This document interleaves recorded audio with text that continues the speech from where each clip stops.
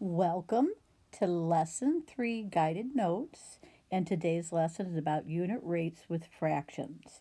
So before we begin, today is the day that you really want to be able to access that Desmos online calculator.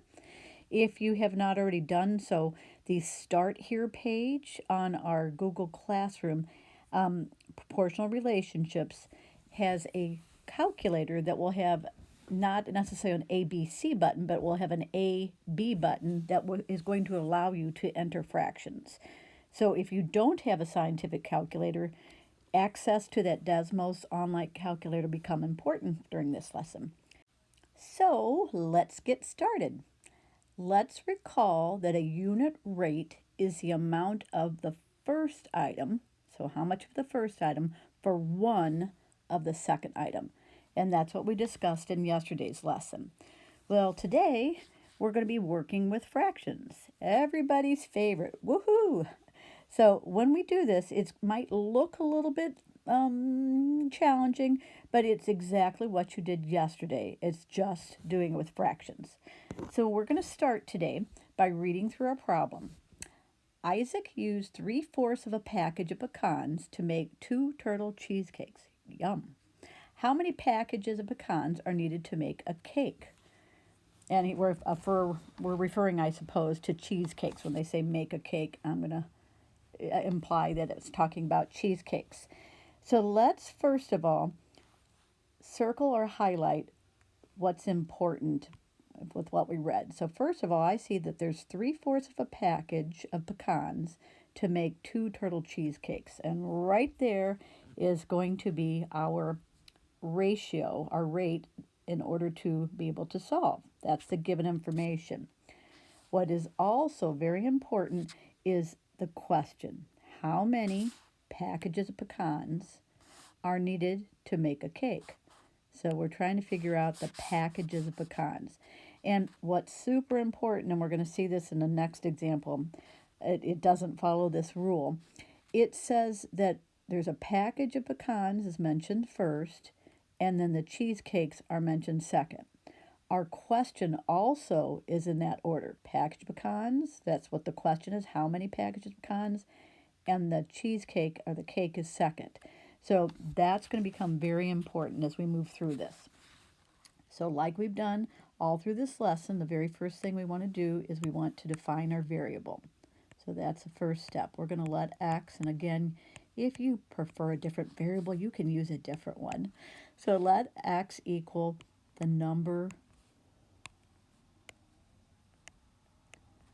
of packages of pecans.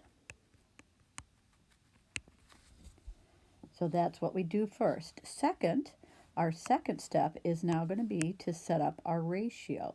And depending on whether you are a method 1 person or a method 2 person, either way we start this first step in a very similar fashion. So here's our second step. We're going to take 3/4 of a package of pecans, and if you're okay, I'm going to abbreviate package. And we're given 2 cheesecakes, and I'm going to refer to that as just cakes. Now, because we're using the first method, which we build a proportion, I'm going to put x, we don't know how many packages, that's a question, and so because it said needed for a cake, that implies there's 1 cake. So that would be the setup if you're going to build a proportion, use that method. Our shortcut method is to just use the ratio. So we're going to put 3/4 packages of pecans or package of pecans, and then we're going to put 2 cakes. We started exactly the same way.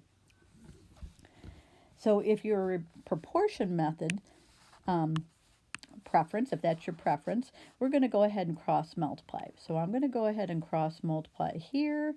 I'm going to cross multiply here, and then I'm going to show that we need that equals.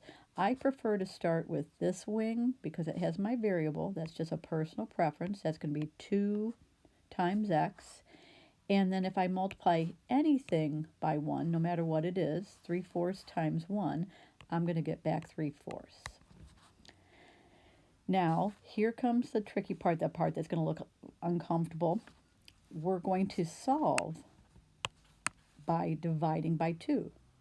Side by side means multiply, so 2x means multiply, so we undo it by dividing by 2. So that looks really awkward. So pause the video and do that 3/4 divided by 2 on your calculator. And hopefully you came up with the answer of 3/8. And because we did set up the proportion and we even labeled what our x is about, well, x is 3/4 of a package of pecans. So now we know what the answer is. So I'm going to try to circle that right now. If you use the other method, which is a shortcut, and if you'll notice, this is exactly what we have right here. That's why we can use a shortcut, because if you use a proportion method, this is where you're going to end up before you solve. We can also look at this as division, not only as a ratio bar, a fraction bar. So we could rewrite what we have here as 3/4 divided by 2, which is exactly what you've already done in your calculator, and you will get 3/8. Because the shortcut doesn't always, it's not always clear what our variable is that we're looking for, we want to go back up to the first quantity, and we also can check to see what we set our variable equal to, and that clarifies it. Yep, it's a package of pecans. So either way, and by the way, this was step 3 when we did this step right here. This was our third step. This was our third step where we do the calculations, and in our step 4 is to say what the answer is. So we want to state that Isaac needs 3/8 of a package of pecans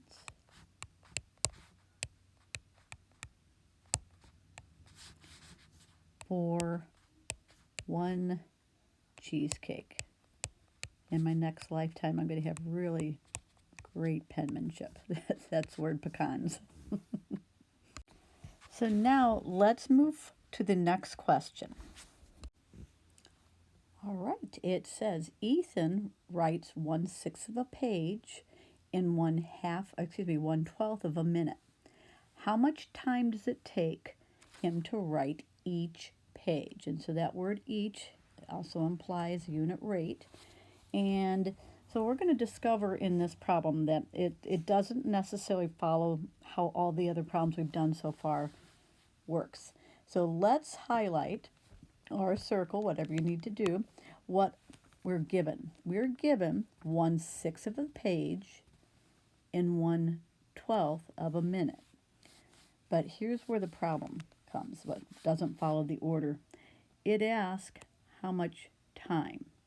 And you're going to notice that they gave us the time second. As we look at the question, they mentioned writing each page second. However, the information at the beginning was given first. So we're going to have, this is going to be a little bit different than the problems we've set up because they gave us information in different order. So when we set up our proportion, we're either going to choose to write it the way that it was given, or we're going to use the way to write it that was asked. And generally speaking, we usually put 1, the quantity of 1 on bottom, but because we're used to setting this up first with this first ratio, we'll do that.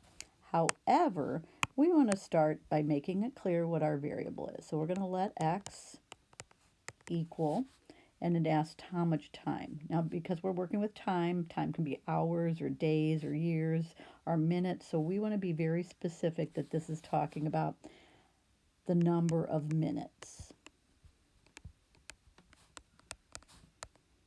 And in this case, it took him to read each page.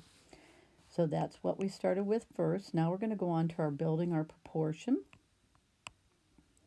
And it says 1/6 of a page. So I'm going to start with that right now. And then it's 1/12 of a minute.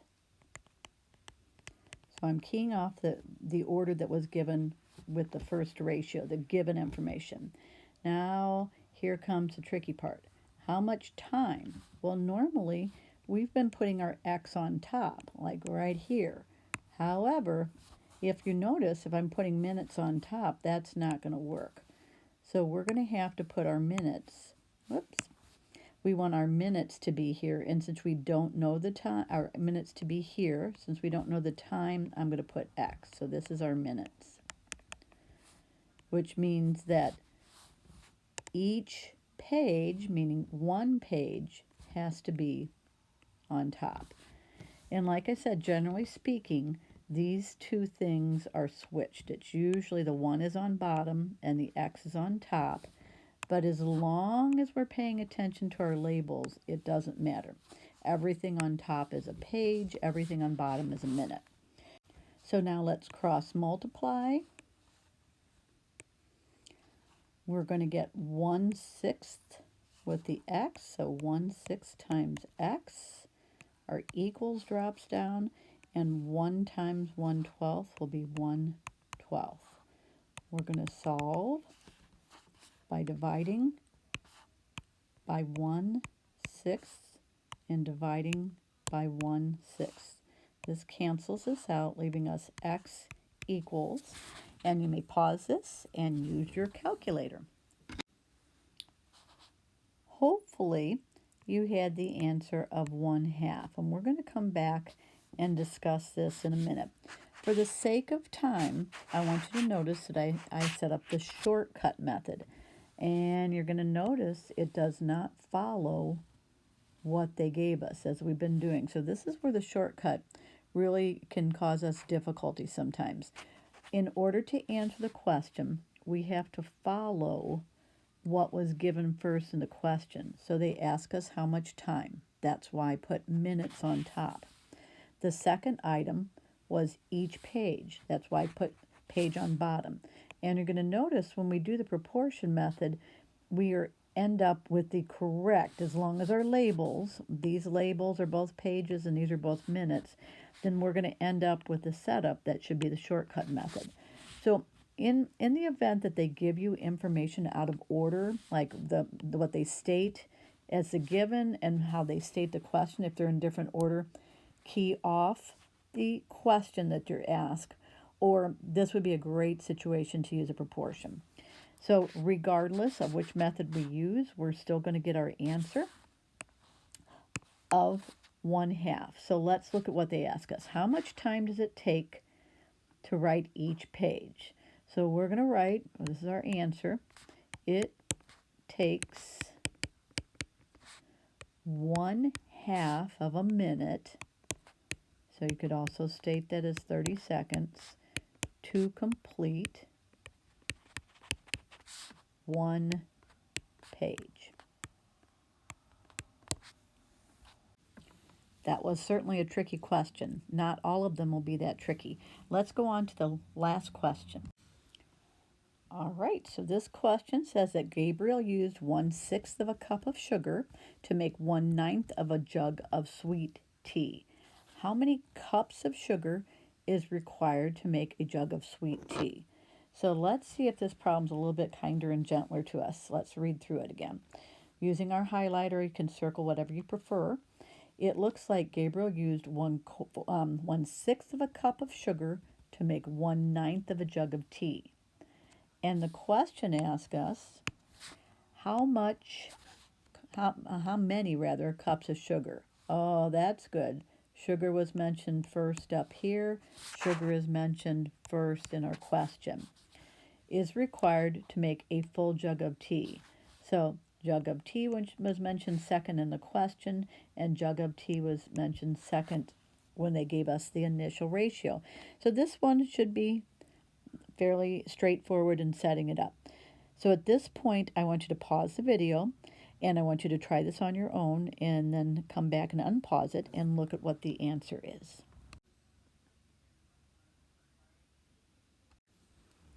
All right. If you take a moment to look this over, and our final answer, so this is where the answer comes in, it takes We would probably use the mix number if we're really cooking or using ingredients rather. It takes 1.5 cups of sugar, but all the other answers, 3 halves or 1.5 cups of sugar would work. Cups of sugar to make 1 jug of sweet tea.